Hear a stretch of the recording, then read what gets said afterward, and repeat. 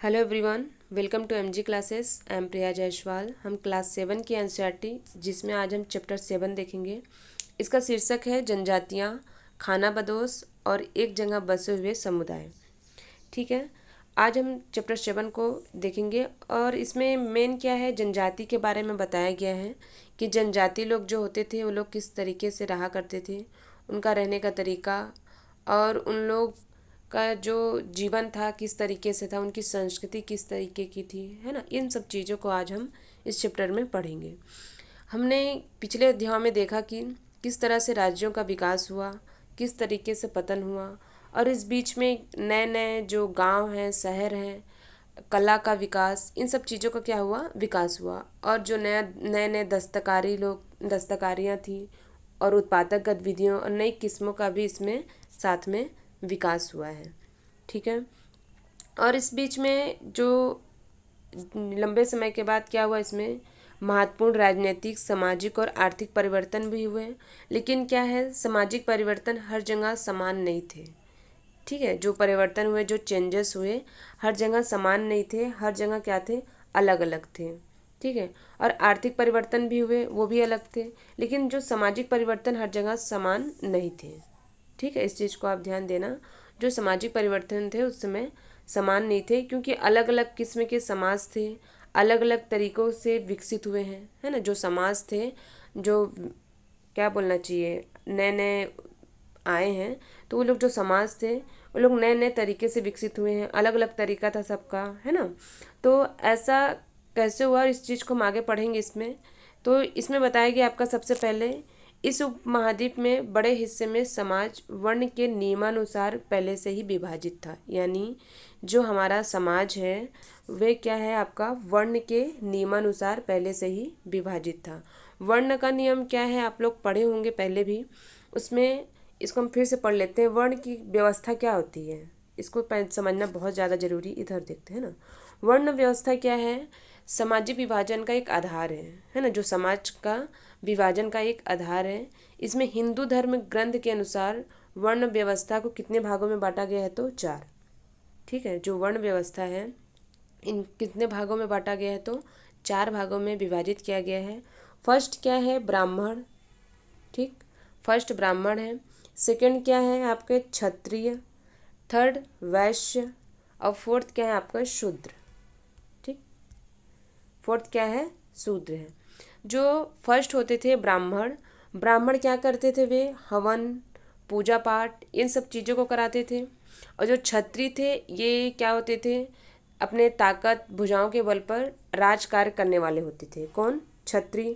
और जो वैश्य होते थे इनका काम क्या होता था, व्यापार कार्य में ये लोग संलग्न होते थे। और जो लास्ट में क्या है, शूद्र है, इनका क्या होता था, इन तीनों का क्या करते थे, ये सेवा करने वाले होते थे।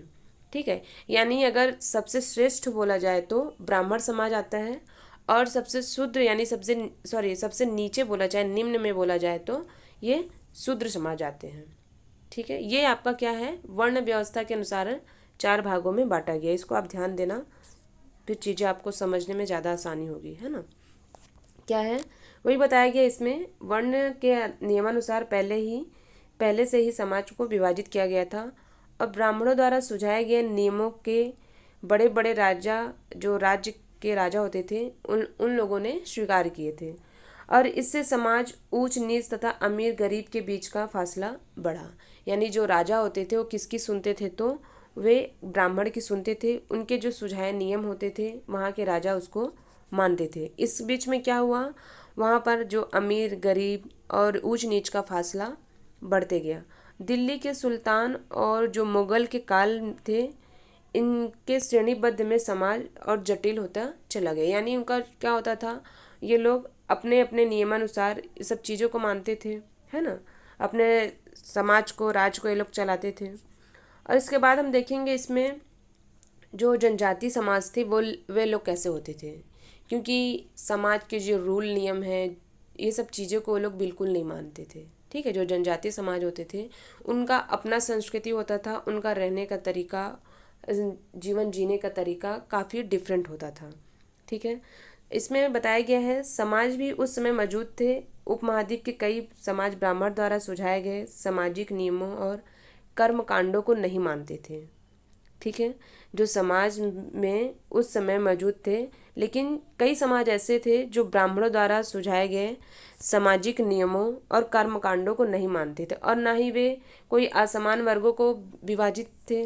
यानी जनजाति लोग क्या थे, उनका एक गुट होता था, उन लोग ऐसे चलते, ये लोग कोई वर्ग में बटे हुए बिल्कुल नहीं थे। अक्सर ऐसे समाज को क्या बोला जाता है, जनजाति कहा जाता है। ठीक है, इसके पहले भी मैं आपको बताई हूँ कि जनजाति क्या होता है, इनको किसी समाज के वर्ग से, ऊंच नीच से इनको कोई लेना देना नहीं होता है। आपकी जो रीति रिवाज है उनसे कोई फर्क नहीं पड़ता है। इन लोग का अपना जीवन अलग होता है, लोग अलग तरीके से जीते हैं। ठीक है, प्रत्येक जनजातियों के जो सदस्य थे नातेदारी के बंधन से जुड़े होते थे, और कई जनजातियां खेती से अपना जीविकोपार्जन करती थी, और कुछ दूसरी जनजातियों के लोग क्या करते थे, ये लोग अपना जीवन जीने के लिए शिकारी, संग्राहक या पशुपालक थे। यानी जो जनजाति समाज थे, अपना जीवन जीने के लिए लोग पशुपालन का भी काम करते थे, खेती का भी काम करते थे, है ना, शिकारी का काम करते थे। ये लोग क्या करते थे, ये सब करके अपना जीवन यापन करते थे। ये लोग आप देख सकते हो इसमें जो जनजाति नृत्य है ना, संताल चित्र, इसमें देखो आप देख सकते हो। ठीक है, इसमें दिखाया गया है, ये जनजाति नृत्य है। ठीक, आगे क्या है देखो, इसमें ये लोग प्रायः वे अपने निवास स्थान में प्राकृतिक संस्थानों का पूरा पूरा इस्तेमाल करने के लिए इन गतिविधियों का मिला जुला रूप अपनाते थे। जो जनजाति लोग थे, वे लोग अपने निवास स्थान जो जो संसाधन होते थे, ये लोग पूरा पूरा इस्तेमाल करने के लिए इन गतिविधियों को लोग मिला जुला रूप अपनाते थे। कुछ जनजातियाँ खानाबदोश थी, और वे एक जगह से दूसरी जगह घूमती रहती थी। ठीक है, जो कुछ जनजातियाँ क्या होती थी, खानाबदोश थी। खानाबदोश किसको आप बोल सकते हो, ऐसे लोग जिसके पास रहने के लिए कोई स्थायी ठिकाना नहीं होता। ठीक है, खानाबदोश किसको कहा जाएगा, ऐसे लोग जिनके पास रहने के लिए कोई स्थायी ठिकाना नहीं होता है, उन्हें क्या बोल सकते हो आप, खानाबदोश।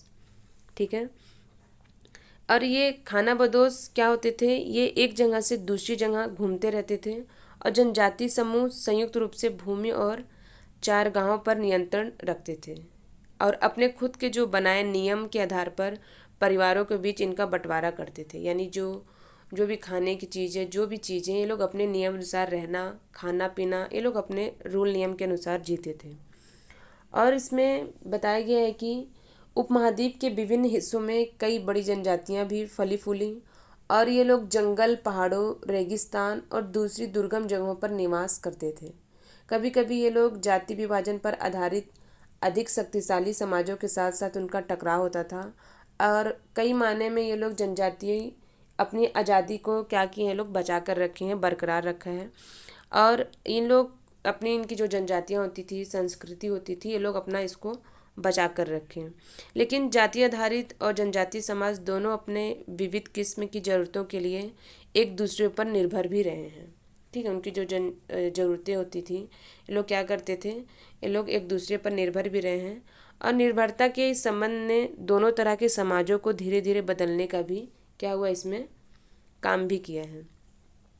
ठीक है, और इसमें देखेंगे जो जनजाति लोग हैं वो लोग किस तरीके से रहा करते, जनजाति लोग हैं वो लोग कौन थे। ठीक है, जो जनजाति हैं ये लोग कौन थे, तो इसमें बताया गया है जनजाति लोग भी लिखित दस्तावेज नहीं रखते थे।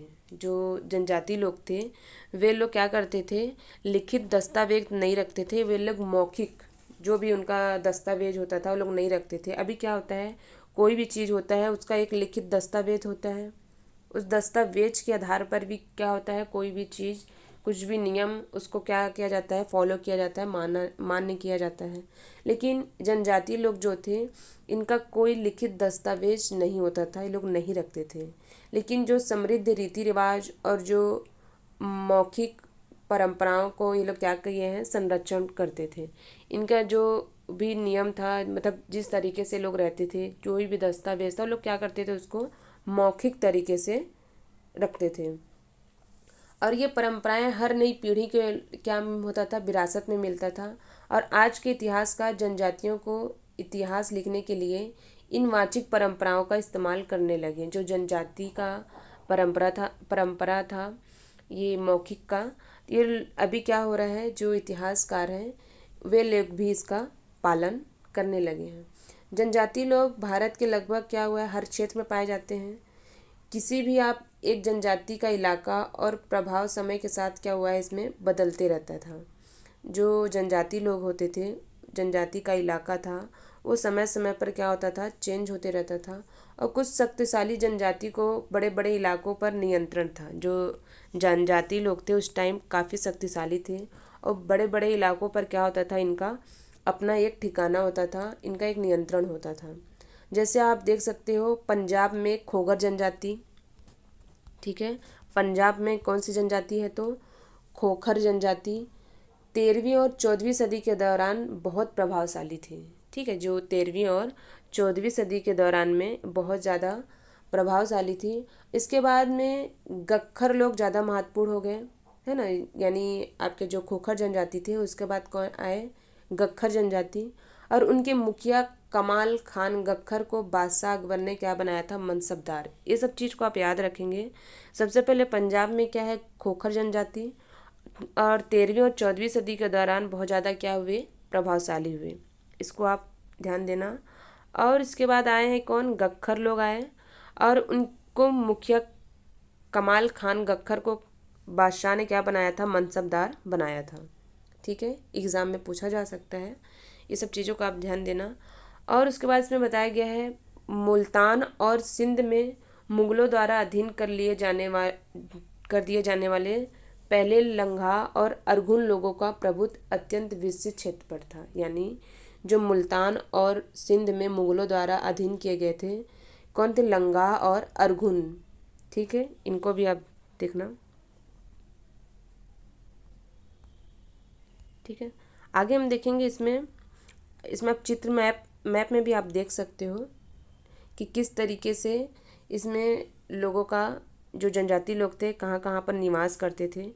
आज भी आप छत्तीसगढ़ में देखो जनजातीय लोग ही हैं, है ना, उनको आप यहाँ पर बाहर के लोग हैं यहाँ पर आके बसे हुए हैं, लेकिन जो छत्तीसगढ़ है ये क्या है, एक जनजाति है। ठीक है, यहाँ पे आदिवासी लोग हैं, जनजाति लोग यहाँ पर रहते हैं। आप छत्तीसगढ़ का मैप उठाकर देखना, वहाँ पर अधिकतर आपको मिलेंगे। ठीक है, यहाँ पर जो आप देख सकते हो इधर मैप में, ये कहाँ क्या है आपका, ये छत्तीसगढ़ है ना, यहाँ पे छत्तीसगढ़ आपको मिलेगा। यहाँ पर कौन सी जाति पाई जाती है, तो गोंड जनजाति ज़्यादा पाई जाती है। ठीक है, ये रहा आपका गोंड है, फिर इधर भील है, कोली है, जाटवास है, भील, काटकारिस, बेराद। ठीक है, ये सब चीज़ों को आप देख सकते हो जो यहाँ पर है। चेर है, ओरोन है, संताल है, मुंडा है, ये सब क्या है, जनजाति लोग हैं। ठीक है, खोखर जनजाति है, लंगा है, जंजूहा है, बलूची, अरगुन, शमास, ये सब जनजाति क्या है, इसमें आप मैप में पढ़ना, इसको क्या होगा, आपको अच्छे से याद होगा। ठीक है, गख्खर, खोखर, जंजूहा और लंगा आप इसमें यहाँ पर देख सकते हो, है ना। आगे हम देखते हैं इसमें बताया गया है उत्तर पश्चिम में एक विशाल एवं शक्तिशाली जनजाति हुआ करती थी उस समय। ठीक है, और इस जनजाति में बलोच, ये लोग अलग अलग मुखिया वाले कई छोटे छोटे कुलों में बटे होते थे। जो शक्तिशाली जनजाति थी, ये लोग बलोच और क्या है, अलग अलग मुखिया वाले कई छोटे छोटे कुलों में बटे होते थे। यानी जो इनकी जनजाति होती थी, ये लोग उनका कुल होता था, छोटे छोटे कुल में क्या होते थे, ये लोग बटे होते थे। कुल का मतलब क्या होता है, कुल का मतलब यानी परिवार या घरों के ऐसे समूह जो एक ही वंशज के हों। ठीक है, यानी जो एक ही पूर्वज की संतान हो। ठीक है, एक ही पूर्वज की संतान हो, अलग अलग ना हो, तो इसको क्या बोला जाता है, कुल। आप लोग घर में भी देखते होंगे, ये बोला जाता है ये हमारे कुल देवता हैं, है ना, ये हमारे कुल के हैं, ये हमारे कुल के लोग हैं। तो क्या होते हैं, वे उनके पूर्वज होते हैं। ठीक है, आप लोग सुनते होंगे घर में, तो वही बताया गया है कुल क्या होता है, आप यहाँ पर भी देख सकते हो। कुल का मतलब क्या है, परिवार या घरों के एक ऐसे समूह को कुल कहते हैं जो एक ही पूर्वज की संतान होने का दावा करते हैं। ठीक है, ये क्या होते हैं, कुल होते हैं। और जनजातीय संगठन क्या होते हैं, प्रायः नातेदारी या कुल संबंधी निष्ठा पर आधारित होते हैं। ये क्या होता है आपका संगठन, ठीक है। इसके बाद इसमें बताया गया है पश्चिमी हिमालय में गडरियों की जनजाति रहती थी। कहाँ पर, पश्चिमी हिमालय में, मैप में आप देखना, उसमें पश्चिमी जो हिमालय है उसमें गडरियों की जनजाति रहती थी। उपमहाद्वीप के सुदूर उत्तर पूर्वी भाग पर भी नागा, अहोम और कई दूसरी जनजातियों की पूरी तरह से यहाँ पर क्या होता था, उनका नियंत्रण होता था, ठीक है। आप इसको अच्छे से पढ़ना क्योंकि एग्ज़ाम में पूछ लेता है मैप का भी क्वेश्चन, ठीक है। इसको अवॉइड मत करना, इसको पढ़ना है आपको। मौजूदा जो आगे देखेंगे इसमें जो बिहार और झारखंड के कई इलाकों में 12वीं सदी तक चेर सरदारियों का उदय हुआ था, ठीक है। जो बिहार और झारखंड के कई इलाकों में 12वीं सदी तक चेर सरदार शाहियों का उदय हुआ था। बादशाह अकबर के प्रसिद्ध सेनापति राजा मानसिंह ने 1591 में यानी 1591 में चेर लोगों पर हमला किया और उन्हें परास्त भी किया, ठीक है। कब, 1591 में, ठीक है। और उन्हें लूट कर अच्छा खासा ये लोग माल भी इकट्ठा किए, लेकिन वे पूरी तरह अधीन नहीं बना पाए उन्हें। इसके बाद औरंगजेब आए थे, तो औरंगजेब क्या किए, उनको हरा कर अपने अधीन किया था, ठीक है। किसको, चेर लोगों को। ये जो चेर थे किसने हराया था, तो औरंगजेब ने। आपको ध्यान देना है ये, ठीक है। उसके बाद आगे बताया गया इसमें, यहाँ पर जो क्षेत्र में रहने वाली महत्वपूर्ण जनजाति होती थी मुंडा और संताल थे। यहाँ पर उड़ीसा और बंगाल में भी रहते थे, ठीक है। जो मुंडा और संताल जनजाति होते थे ये लोग कहाँ पर रहते थे, तो उड़ीसा और बंगाल में पाए जाते थे, ठीक है। इसके बाद बताया गया इसमें कि जो यहाँ पर मुंडा और ये क्या थे, ये संताल जनजाति थे। और उड़ीसा और बंगाल में ये लोग पाए गए। और कर्नाटक और महाराष्ट्र की जो पहाड़ियाँ थी वहाँ पर कोली बिराद तथा कई दूसरी जनजातियों का निवास स्थान भी था। और कोली लोग क्या होते थे, ये लोग गुजरात के कई इलाकों में भी रहते थे। जो कोली लोग थे ये लोग कहाँ पर पाए गए हैं, तो ये लोग गुजरात के कई इलाकों में पाए गए हैं। कच्छ और दक्षिण में भी करोगा, बेतर, मारवाड़ और दूसरी जनजातियों की विशाल यहाँ पर आबादी थी। यानी जो जनजाति लोग थे बहुत ज़्यादा ही ये लोग, उन लोग का प्रभाव था। ये लोग हर जगह क्या थे, फैले हुए थे। भील की बड़ी जनजाति पश्चिमी और मध्य भारत में फैली हुई थी। जो भील की जनजाति थी कहाँ पर, पश्चिमी और मध्य भारत में फैली हुई थी। 16वीं सदी का अंत आते आते उनमें से एक जगह बसे हुए खेतिहार और यहाँ तक जो जमींदार ये लोग बन चुके थे। जो खेतिहार और क्या बन चुके थे ये लोग, धीरे धीरे जमींदार बनते गए। और यहाँ पर भीलों के कई कुल शिकारी संग्राहक बने रहे। और मौजूदा छत्तीसगढ़, मध्य प्रदेश, महाराष्ट्र और आंध्र प्रदेश में गोंड लोग बड़ी तादाद में फैले हुए थे। आज भी अगर पूछा जाए या फिर ना पूछा जाए तो भी, है ना, आपको पता होना चाहिए छत्तीसगढ़ क्या है, आपका जनजाति है, लोग रहते हैं यहाँ पर ज़्यादा ही। और जो छत्तीसगढ़ की जो सबसे बड़ी जनजाति क्या है जो यहाँ बड़ी तादाद में पाई जाती है, तो कौन सी है, तो गोंड जनजाति हैं, ठीक है। कौन सी है, तो गोंड है छत्तीसगढ़ में। इसको ध्यान देना आप लोग। यानी जो फैक्ट वाली चीज़ें हैं इसको आप ध्यान देना क्योंकि पूछ सकते हैं। जैसे संताल कहाँ कहाँ पर पाए गए, मुंडा संताल उड़ीसा बंगाल में, है ना। और जो कर्नाटक और महाराष्ट्र की पहाड़ियों में कौन सी जनजाति थी, तो कोली बिराद, ठीक है। ये सब आप क्या करना, मैप में देख कर ही पढ़ना, तब याद होगा। रटोगे तो ये याद नहीं होगा। मैप में थोड़ा सा आप देख लेना एक बार ही, तो आपको याद होगा ये। उसके बाद आप देख सकते हो चित्र में इसमें बताया गया है, देखो ये क्या है, भील लोग हैं। क्या कर रहे हैं लोग, रात में हिरन का शिकार कर रहे हैं, ठीक। क्या है, ये लोग भील जनजाति लोग हैं। ये लोग क्या कर रहे हैं, यहाँ पर जो हिरन है इनका शिकार कर रहे हैं। आगे देखो इसमें खाना बदोश और घुमंतू लोग कैसे होते थे। जो खाना बदोश थे ये लोग कैसे होते थे, खाना बदोश कौन लोग होते थे पहले भी बता चुकी हूँ। खाना बदोश ऐसे लोग जिसके पास रहने के लिए कोई स्थायी ठिकाना नहीं होता है।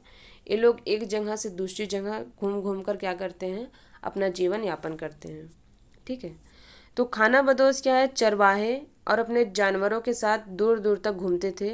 उनका जीवन दूध और अन्य पशुचारी उत्पादों पर निर्भर होता था, यानी उनका जो जीवन होता था, अपना जीवन दूध और जो पशुचारी है ना, उनके आधार पर अपना जीवन यापन करते थे। खेतिहर गृहस्थों से अनाज, कपड़े, बर्तन और ऐसे ही क्या करते थे लोग, चीज़ों के लिए ऊन, घी इत्यादि का विनिमय भी करते थे। ठीक है, ये लोग क्या करते थे, विनिमय भी करते थे। कुछ खानाबदोश अपने जानवरों पर सामानों की ढुलाई का भी काम करते थे। एक जगह से दूसरी जगह आने जाने और सामानों की खरीद फरोख्त भी करते थे। यानी ये लोग एक जगह से दूसरी जगह, एक तो वो लोग घूम घूम कर अपना जीवन यापन करते थे, उसके साथ ये लोग अपना जीवन यापन करने के लिए दूध, घी और जो पशुचारी चीज़ें हैं, जो गृहस्थ चीज़ें हैं, अनाज, कपड़ा, बर्तन, ऐसे ही चीज़ों के लिए वो लोग ऊन, घी इत्यादियों का भी विनिमय करते थे। आप चित्र में देख सकते हो, इसमें यहाँ पर देखो मेवा और ये सब क्या कर रहे हैं, घोड़ों पर लाद कर ले लिया जा रहा है ना। आप देखो इसमें लेकर जा रहे हैं, कौन है, घोड़ा है ये क्या है, मेवा है ना, इस पर क्या किया जा रहा है, घोड़ों पर लादा जा रहा है। ठीक, आगे हम देखेंगे इसमें कुछ खानाबदोश अपने जानवरों पर सामानों की ढुलाई का भी काम करते थे। एक जगह से दूसरी जगह आते जाते वे अपने सामान को खरीद फरोख्त भी करते थे। ठीक है, बंजारा लोग सबसे महत्वपूर्ण व्यापारी खानाबदोश थे। ठीक है, जो बंजारा लोग सबसे महत्वपूर्ण व्यापारी खानाबदोश थे, उनका कारवां टांडा कहलाता था। जो खानाबदोश थे उनका जो कारवां था टांडा कहलाता था। ठीक है, टांडा मतलब क्या है, इसको आप समझ सकते हो, माल कहीं ले जाना या लाने की व्यवस्था को भी आप टांडा कह सकते हो, या फिर बंजारों का एक कारवां होता था ये। और बंजारे लोग खानाबदोश व्यापारी थे। ठीक है, और वे अपने बैलों पर अलग अलग इलाकों से अनाज लाकर शहरों में बेचना, इन लोग, इसका मतलब क्या हुआ, टांडा। ठीक है, यानी आप इसमें मैप में, सॉरी, चित्र में आप देख सकते हो क्या कर रहे हैं, देखो यहाँ पर अपने सामान को लाना, फिर वहाँ पर ऊँट पर लाद कर ले जाना, है ना, यानी माल का कहीं ले जाना या लाने की व्यवस्था को भी क्या बोला जाता है, टांडा। ठीक है, तो इसमें बताया गया है सुल्तान अलाउद्दीन खलजी बंजारों का ही इस्तेमाल नगर के बाजारों तक अनाज की ढुलाई के लिए करते थे। बादशाह जहांगीर ने अपने संस्मरणों में लिखा है कि बंजारे विभिन्न इलाकों से अपने बैलों पर अनाज ले जाकर शहरों में भी बेचते थे। सैन्य अभियानों के दौरान वे मुगल सेना के लिए खाद्यान्नों की ढुलाई का भी काम करते थे। किसी भी विशाल सेना के लिए वो लोग 1 लाख बैल अनाज ढोते होंगे। ठीक है, यानी किसी भी सेना के लिए क्या करते थे लोग, कम से कम 1 लाख बैल अनाज ढोते होंगे, ऐसे बताया गया इसमें। यानी उन लोग का जो जीवन होता था, उनका अपना जीवन यापन क्या करते थे, विनिमय करके भी करते थे। एक जगह से दूसरी जगह जाना और उसके बाद माल ढोना, इस तरीके से क्या करते थे लोग अपना जीवन यापन करते थे। इसमें देखो घुमंतु व्यापारी हैं जो भारत को बाहरी दुनिया से जोड़ती थी। ठीक है, यहाँ पर देखो मेवा इकट्ठा करके उसे ऊँटों पर लादा जा रहा है। और मध्य एशिया के जो व्यापारी थे ऐसी वस्तुएं भारत लाते थे, और बंजारे एवं अन्य व्यापारी उन्हें स्थानीय बाजारों तक पहुँचाने का क्या करते थे लोग, काम किया करते थे। ठीक है, आगे क्या है देखो, इसमें खानाबदोश और जो भ्रमणशील समूह थे इनके बारे में कुछ बताया गया है, इसको पढ़ लेते हैं। खानाबदोश घुमंतु लोग होते हैं, उनमें से कई पशुचारी होते हैं जो अपनी रेवण और पशुवृंद के साथ एक चारागाह से दूसरी चारागाह घूमते रहते हैं। इसी तरह दस्तकार, फेरी वाले और नर्तक, गायक और अन्य तमाशबीन भ्रमणशील समूह अपना काम धंधा करते करते एक जगह से दूसरी जगह की यात्रा पर रहते हैं। और खानाबदोश और जो भ्रमणशील समूह हैं दोनों अक्सर उस जगह पर लौट कर आते हैं जहां उन्होंने पिछले साल दौरा किया। यानी जो ये लोग जो होते थे खानाबदोश थे, ये लोग पिछले साल जिस जगह पर दौरा किए हैं तो आने वाले साल में लोग फिर से वहीं पर जाया करते हैं। ठीक है, इसके बाद इसमें बताया गया है कई पशुचारी जनजातियां मवेशी और घोड़ों जैसे जानवरों को पालने पोषने और संपन्न लोगों के हाथ उन्हें बेचने का भी काम करते थे। जो छोटे मोटे फेरी वाले की विभिन्न जो जनजातियाँ होती थी, जातियाँ थे, ये भी एक गांव से दूसरे गांव भ्रमण करते थे। ये लोग रस्सी, सरकंडे की चीज़ें और फूस की चटाई और मोटे मोटे जो बोरे जैसे माल बनाते हैं और बेचते थे लोग। ठीक है, क्या करते थे लोग, एक गांव से दूसरे गांव में भ्रमण करना, लोग रस्सी, सरकंडे की चीज़ें और फूस की चटाई और मोटे बोरे जैसे माल बनाते हैं, इसको क्या करते थे, बेचते थे। कभी कभी भिक्षुक लोग भी घुमंतू सौदागारों का काम करते थे। नर्तकों, गायकों और जो अन्य तमाशबीन की भी जातियां थीं, जो विभिन्न नगरों और गांवों में कमाई के लिए अपनी कला का ये लोग प्रदर्शन करते थे। ठीक है, ये आप देख सकते हो चित्र में, कांस्य मगरमच्छ है ना, ये क्या है, कौन जनजाति द्वारा है ये बनाए गए हैं, कांस्य मगरमच्छ। ठीक है, उसके बाद क्या है, बदलता समाज, नई जातियाँ और श्रेणी, इनके बारे में हम पढ़ेंगे। ठीक है, जो समाज है धीरे धीरे कैसे बदलता गया, नई जातियाँ और श्रेणियों के बारे में हम देखेंगे। इसमें बताया गया है कि जैसे जैसे अर्थव्यवस्था और समाज की ज़रूरतें बढ़ती गई, उसमें नए नए लोग भी आने लगे, नए लोगों की आवश्यकता पड़ने लगी। अवर्णों के जो भीतर छोटी छोटी जातियाँ थी वो भी उभरने लगे। और जैसे इसमें आप देख सकते हो, ब्राह्मणों के बीच नई जातियाँ सामने आईं। दूसरी ओर क्या है, कई जनजातियों और सामाजिक समूहों को जाति विभाजित समाज में शामिल भी किया गया और उन्हें जातियों का भी क्या किए लोग, दर्जा दिए। ठीक है, क्या किया, पहले सामाजिक समूहों को जाति समाज में शामिल किया गया और उसके बाद उन्हें जातियों का भी दर्जा दिया गया। और जैसे आप देख सकते हो इसमें शिल्पी, सुनार, लोहार, बढ़ई और जो राजमिस्त्री को भी ब्राह्मणों द्वारा जातियों के रूप में मान्यता दी गई। ठीक है, किसको किसको दिया गया है, तो इसमें जो बढ़ई है, लोहार है, सोनार है, इन लोगों को ब्राह्मणों द्वारा जातियों के रूप में मान्यता दी गई। ठीक है,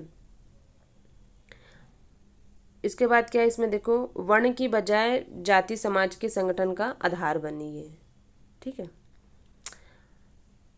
इसके बाद हम आगे देखेंगे। इसके बाद देखो, इसमें आगे बताया गया है, 11वीं और 12वीं सदी तक आते आते क्षत्रियों के बीच नए राजपूत गोत्रों का ताकत भी काफ़ी बढ़ते गया और वे हूण, चंदेल, चालुक्य और कुछ दूसरी वंश परंपराओं से आते थे।